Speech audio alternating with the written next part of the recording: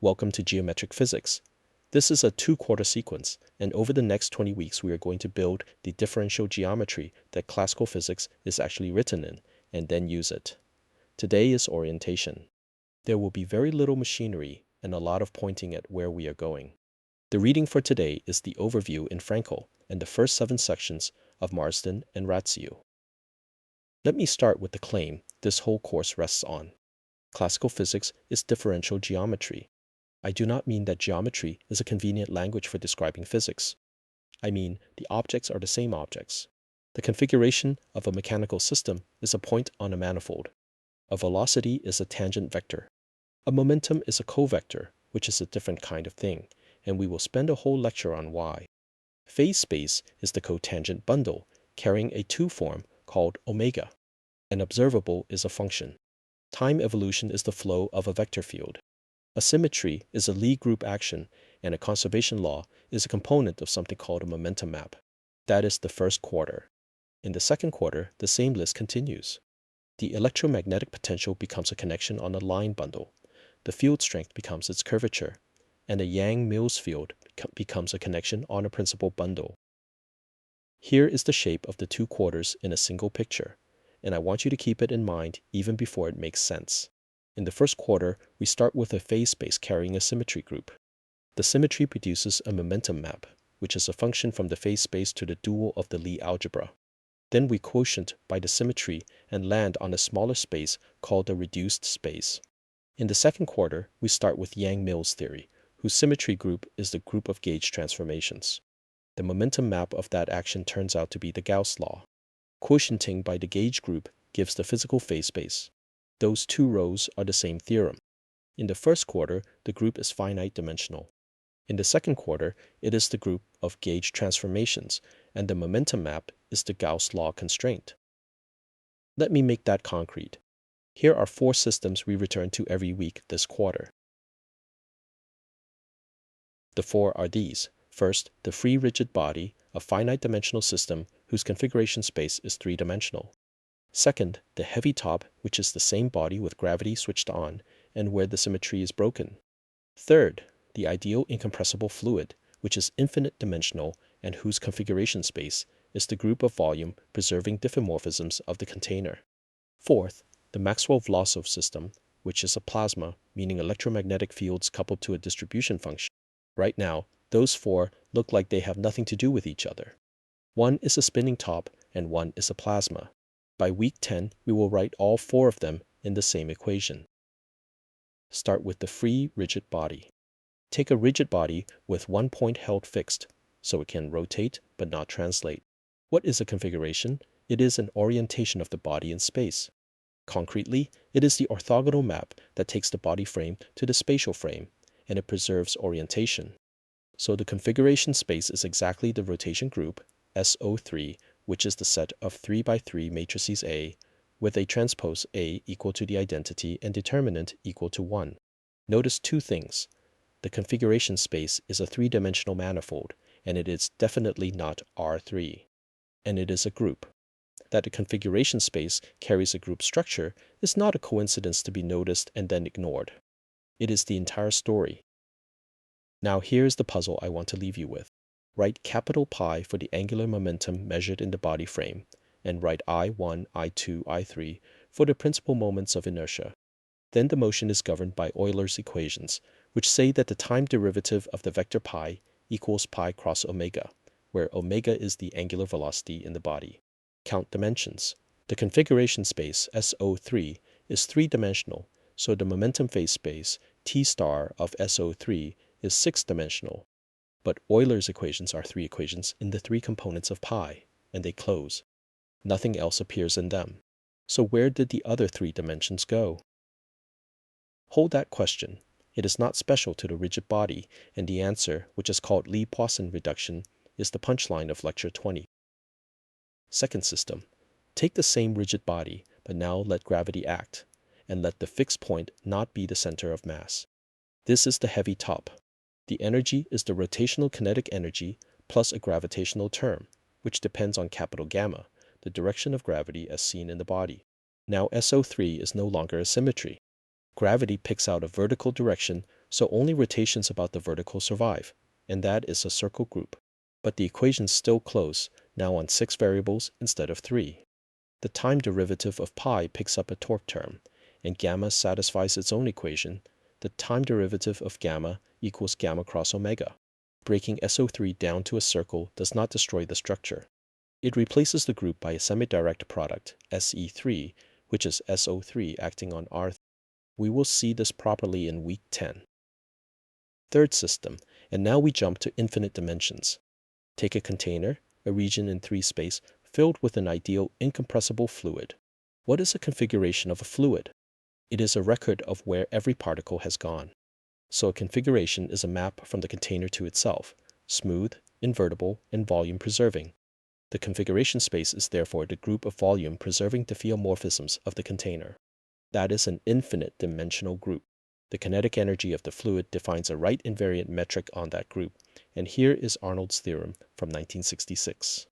The Euler equations of an ideal fluid are the geodesic equations of that metric. Read that again.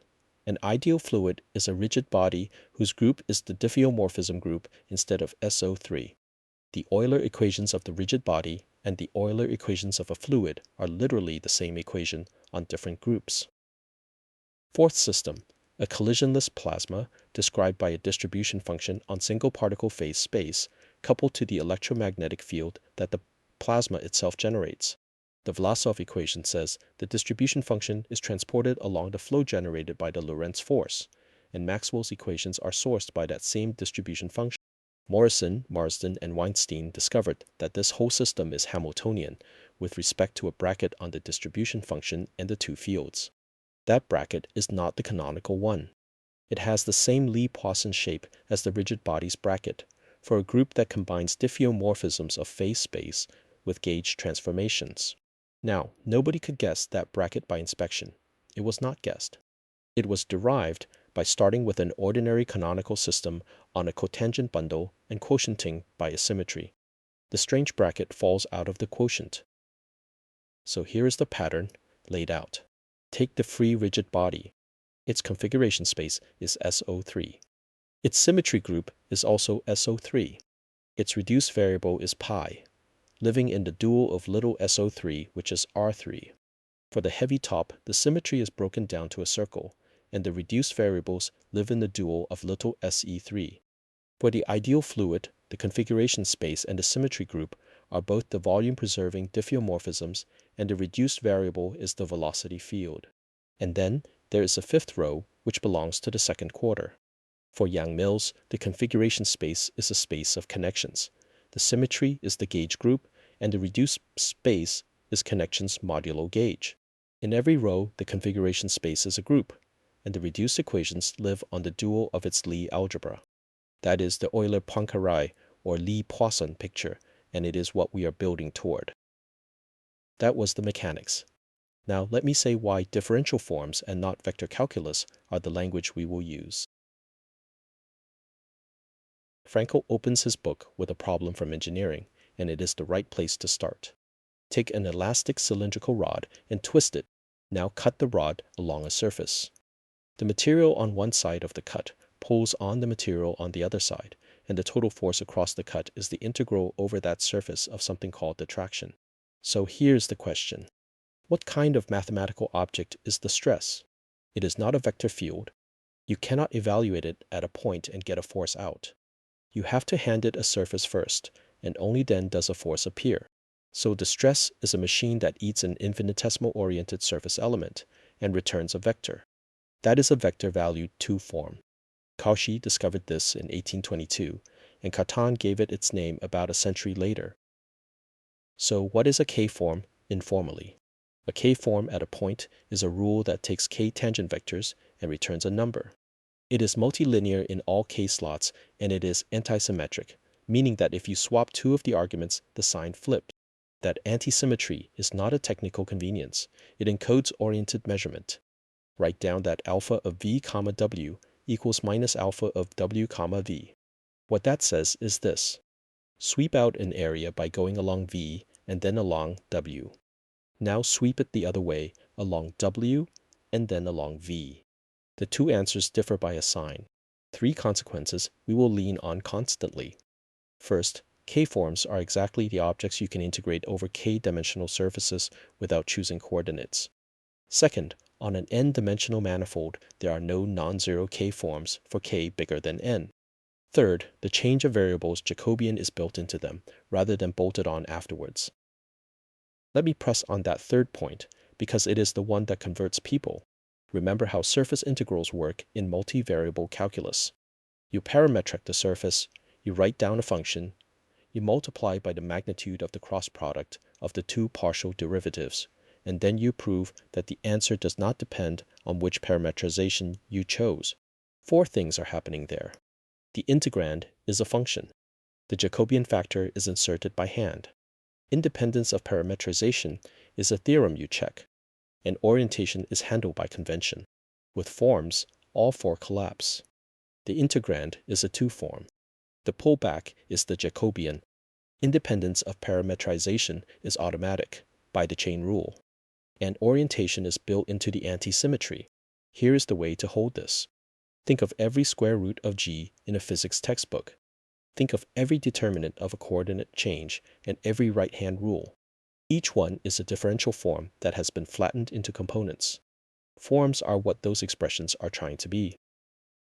There is a single operator, written d, that takes k-forms to k plus 1 forms. It is characterized by three properties. It is linear.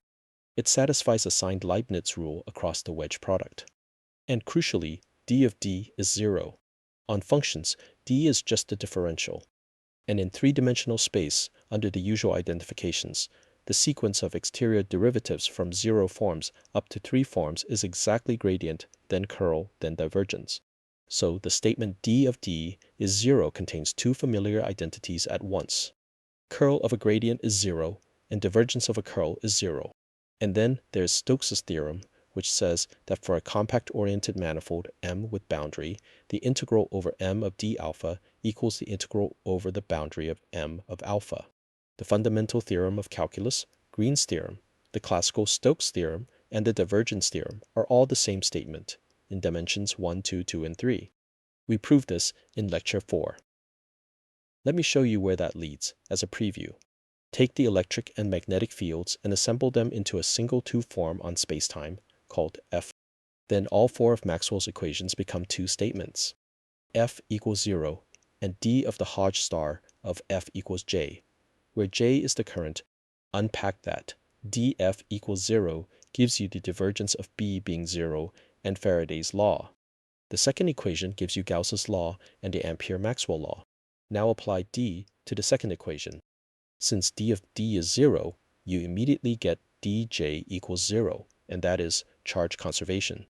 So charge conservation is a corollary of a triviality about the exterior derivative, rather than an extra physical law. And because dF is 0, locally f is d of something, call it a. That something is not unique. You can add d of any function to a without changing f. That non-uniqueness is gauge freedom. In the second quarter, we learned that a is a connection and f is its curvature. That is lecture 29. So much for the geometry. Let me come back to the mechanics and say what structure we are really after. Classical mechanics comes in two pictures, and you have met both. In the Lagrangian picture, you choose a configuration space Q. On it, you write a function L of position and velocity. Then you demand that the integral of L over a path be stationary among paths with fixed endpoints. That gives the Euler-Lagrange equations. This picture is more fundamental in one sense because it is variational and because it generalizes directly to relativity and to field theory. In the Hamiltonian picture, you define the momentum as the derivative of L with respect to velocity. You form the energy H, and you get Hamilton's equations. This picture is more fundamental in a different sense, because it is built on energy, because it exposes the symplectic structure, and because it is what quantizes. The Legendre transform relates them, and we will see exactly when it is invertible. The thing to hold onto is that both pictures survive on a manifold with no coordinates at all. That is what makes them geometry rather than bookkeeping.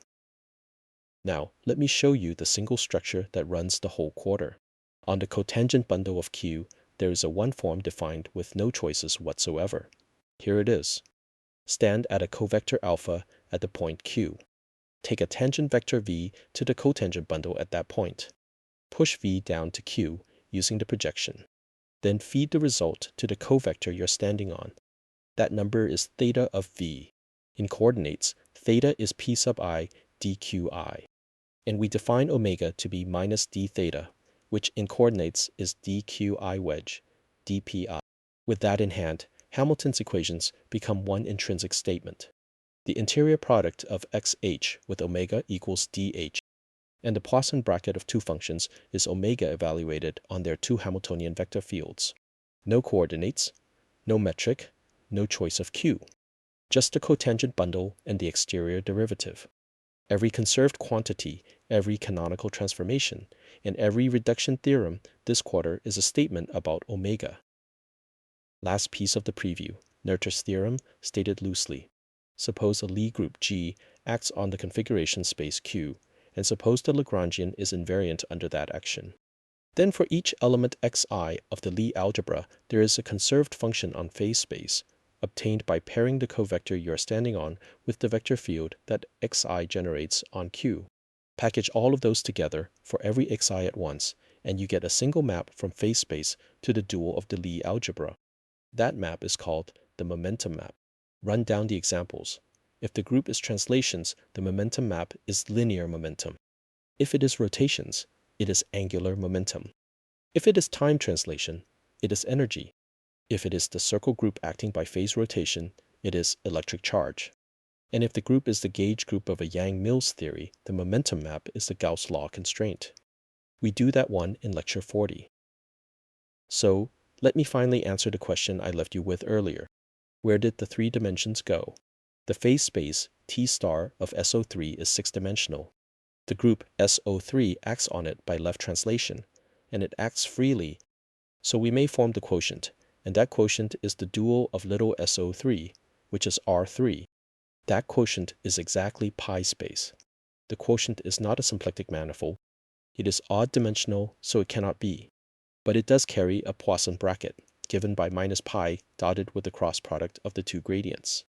And Euler's equations are exactly the statement that the time derivative of f is the Poisson bracket of f with the energy. That bracket also has a Casimir, a function whose bracket with everything vanishes, namely the squared length of pi. So the motion is confined to spheres. Intersect those spheres with the energy ellipsoid, and you recover Poinsott's classical picture of rigid body motion. 3 dimensions of the phase space were absorbed by the symmetry group. What is left is the dual of the Lie algebra with its Lie-Poisson bracket. Let me close with the practical matters, which will take about 5 minutes. There are 2 required texts, and they do quite different jobs. Frankel, The Geometry of Physics, 3rd edition, is the primary text for both quarters. It carries all of the geometry. It is computational, its exercises are embedded in the text, and it is written for people who want to calculate. Part 1 is our review, and Part 3 is essentially all of the second quarter. What it does not contain is mechanics with symmetry. The phrase momentum map does not occur anywhere in its 749 pages. Marsden and Ratiu, Introduction to Mechanics and Symmetry, 2nd edition, is the secondary text, and it supplies exactly what Frankel lacks. Symplectic and Poisson geometry, momentum maps, and reduction. One practical note. Chapter 4 of Marsden and Ratiu is not assigned. It is a 25-page crash course in manifolds and forms that Frankel Part 1 does properly. Read Frankel chapters 1 through 4 instead. That is the only place the 2 books overlap. Assessment for this quarter. There are 5 problem sets, due in weeks 2, 4, 6, 8, and 10, and they are worth 75%. The remaining 25% is a short expository note, 5 to 7 pages, due in finals week. The note asks you to take one worked example from the quarter and explain it to somebody from a different discipline than your own. Collaborate on the problem sets, write them up alone. If you find the pace of the first 2 weeks fast, there are 2 books on reserve. Chapters 2 and 3 of Home, Schma, and Stoica are gentler than either required text. Chapters 7 through 9 of Arnold are worth reading for pleasure. 2 more books, Abraham and Marsden's Foundations of Mechanics and Marsden's Lectures on Mechanics, are free and legitimate, and links are on the syllabus. A word about who is in this room. There are mathematicians here, and physicists, and engineers. Each of you will find one half of this course easy and the other half strange. That is by design, and it is why the final note asks you to explain something across the gap. Let me summarize the 5 things to take away from today. 1. Mechanical configurations live on manifolds. Velocities are tangent vectors, momenta are covectors, and phase space is the cotangent bundle. 2. The cotangent bundle carries a canonical one-form theta and a symplectic form omega equal to minus d theta, defined with no choices at all. Hamilton's equations are the interior product of xh with omega equals dh. 3. Differential forms are the objects you integrate. Antisymmetry is orientation, the pullback is the Jacobian, and d of d is 0 contains curl of gradient, divergence of curl, and charge conservation. 4. A symmetry produces a momentum map from phase space to the dual of the Lie algebra, whose components are conserved. Quotienting by the symmetry is called reduction. 5.4. Apparently unrelated systems, the rigid body, the heavy top, the ideal fluid, and the Maxwell-Vlasov plasma, are the same reduction on different groups. For Lecture 2, read Frankel Chapter 1, pages 3 through 36, and sections 1.8 through 1.10 of Marsden and Ratiu. We build manifolds carefully. Problem set 1 is posted and is due at the start of week 2.